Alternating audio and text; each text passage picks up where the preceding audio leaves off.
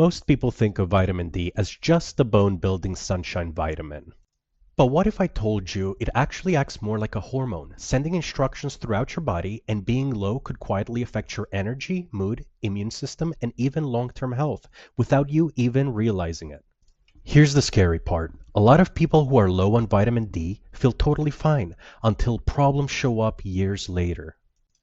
And most doctors don't routinely test for it.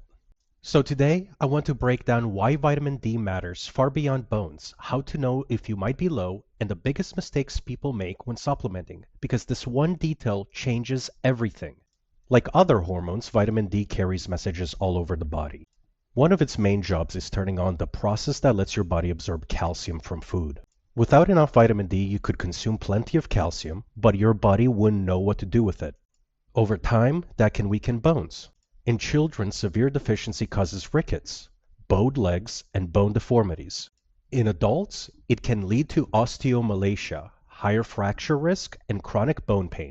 Vitamin D receptors are found in almost every tissue in your body: muscles, nerves, immune cells, and even brain cells. That means vitamin D influences far more than your skeleton. It helps regulate immune function by activating cells that fight infection, and people with healthier vitamin D levels tend to get sick less often and recover faster. It helps calm inflammation and keep cell growth balanced, which is essential for long-term health. It supports muscle contractions and nerve signaling, and low levels can show up as weakness, cramps, clumsiness, fatigue, or poor recovery. Observational research consistently links sufficient vitamin D levels, typically above 30 nanograms per milliliter in the blood, with better heart health, improved mood, and lower risk of serious chronic conditions.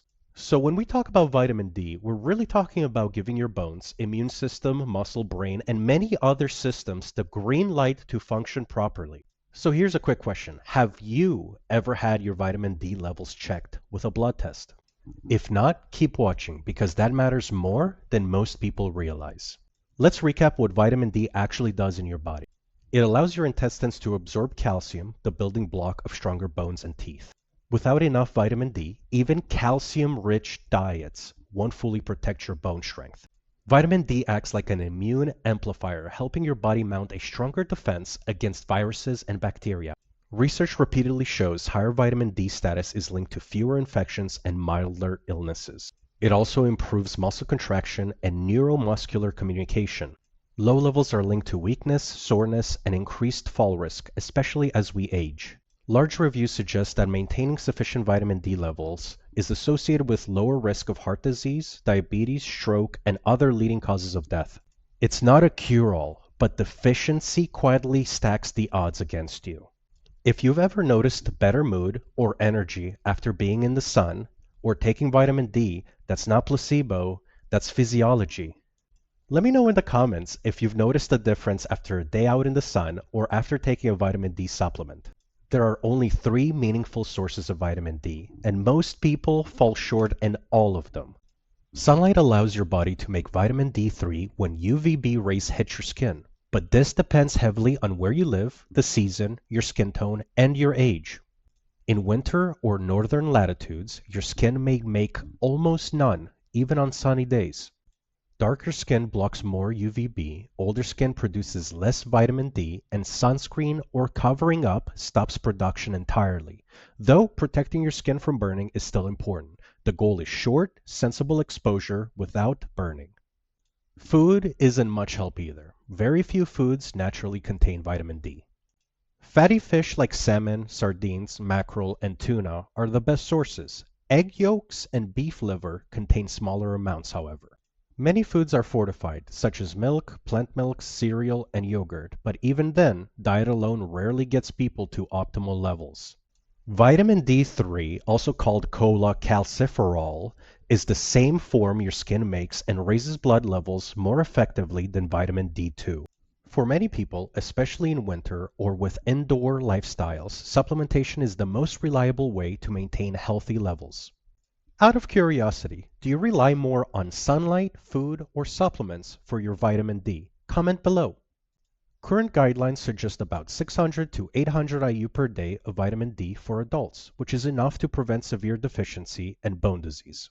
But many experts believe this is the minimum, not the optimal amount. To consistently raise blood levels above 30 nanograms per milliliter, many adults need closer to 2,000 IU per day, and sometimes more depending on the body weight, sun exposure, and starting levels. Some people safely use 2,000 to 4,000 IU daily, but this is where guessing becomes a problem.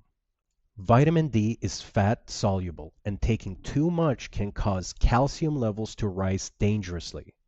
I cannot exaggerate this enough. That's why the smartest move is to get a blood test. A simple blood test called 25-hydroxyvitamin D tells you exactly where you stand. Once you know that number, supplementation can be personalized instead of guessed. Most experts aim for at least 30 nanograms per milliliter. However, some target between 40 to 60 nanograms per milliliter for added benefits.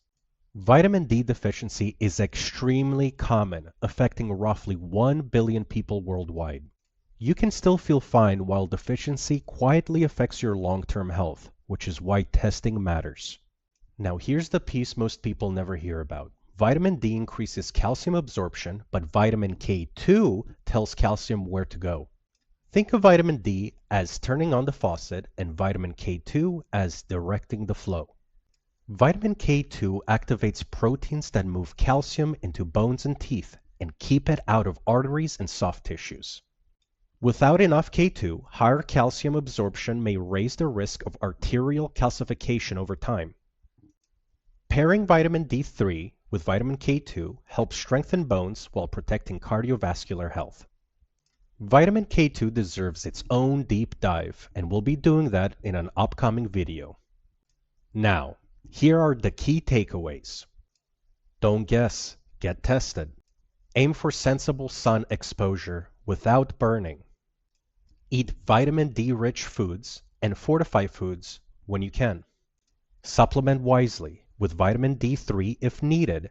Balance it with vitamin K2. Stay within safe intake limits and recheck your levels after a few months. Now, I want to hear from you. Have you ever had your vitamin D tested? Yes or no? Let me know in the comments.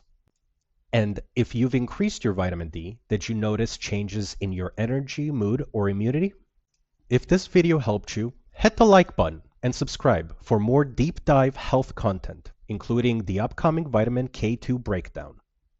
And remember, take care of yourself. You're worth the effort.